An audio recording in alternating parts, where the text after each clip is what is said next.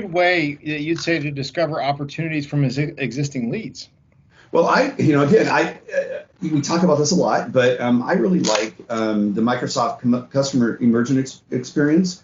I think it's a great tool to interact with customers using a give first mentality. By giving first, we create an environment that's non-threatening, non-salesy, opens people's hearts and minds to your message because we're there to help and not really just sell and move on.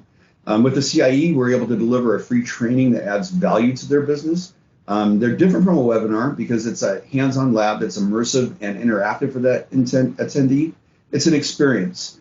I've heard so many comments after delivering the CIEs where people are like, man, that was great, really helpful. Again, kind of solving problems for people.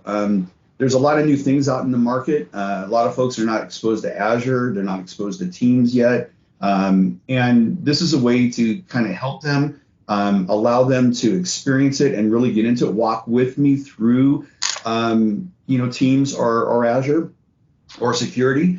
And they actually learn. I mean, it's, most of us learn by, hands-on learning experiences and not just, being talked to.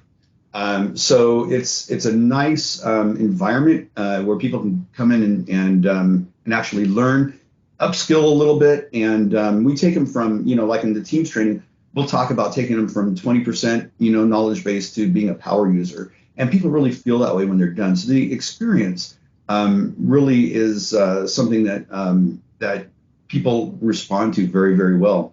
We've had clients, get 3 deals in their first customer experience immersion experience, and so they're thrilled. They really love that. I think really at the end of the day, it's a great tool for finding customers who need a partner's help because it generates excitement around the topic as you add value to them, and it creates an environment where people feel good about sharing what they're working on.